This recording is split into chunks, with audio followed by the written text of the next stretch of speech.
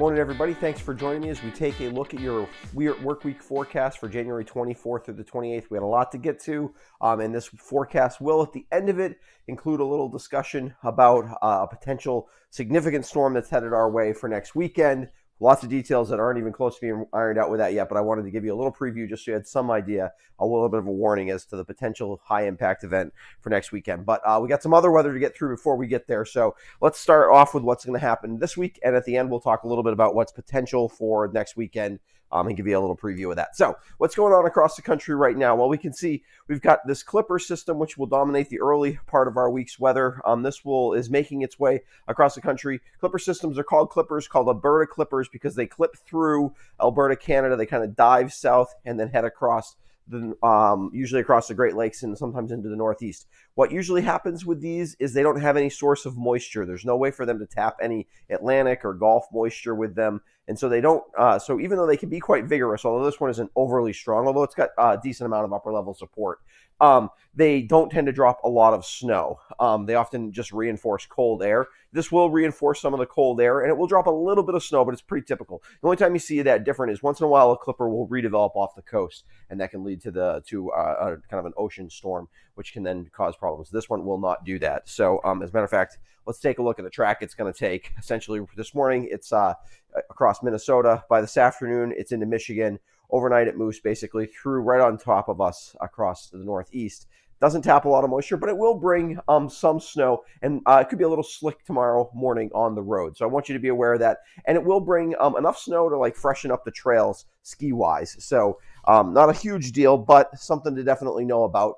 Here's what I'm looking for accumulation-wise. Like I said, most of us are just going to see coating to an inch in the valley locations. But if you're across the greens, 2 to 3 inches. And if you've got to go across on Route 9, if you got to go across on Route 11, if you're going up 155, if you're going across Route 4, any of those areas, you could see some snow in some spots, kind of in the normal places where you'd see snow. Particularly western-facing slopes probably get a little bit more snow out of this one. So it could be a little tricky out there tomorrow morning if you've got to drive, particularly early. I think the snow will have come to an end by the time we get to the morning commute. So if you've got to be out between 5 and 7 a.m. tomorrow morning on the roads, could be a little slick. I don't think it's anything to be panicking about or anything, obviously, like that, but just an FYI about that. Then for the rest of the week, let's take a look at what's going to happen.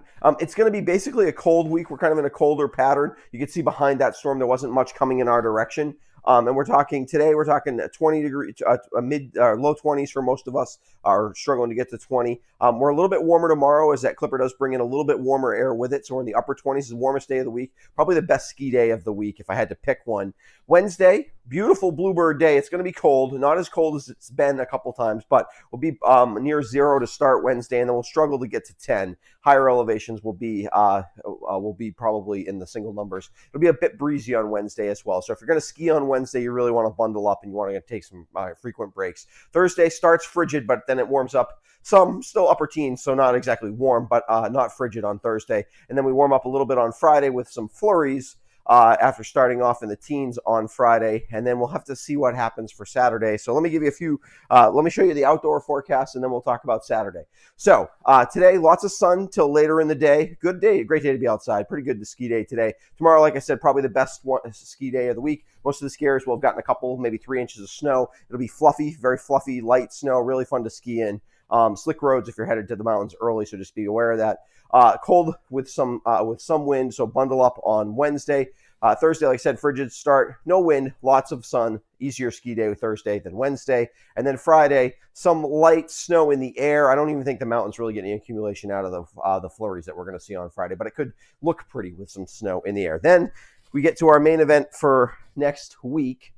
For next weekend. And this is why we're not locking anything in yet, but I do want you to be aware of it because this is probably going to be a significant storm. We'll go to the details after this. But the energy for the storm is way up here south of Alaska, basically in the Gulf of Alaska. It's going to come on shore, essentially across southern Alaska and northern British Columbia. And then it's going to dive south, and it's going to develop a storm about Thursday or Friday across Texas.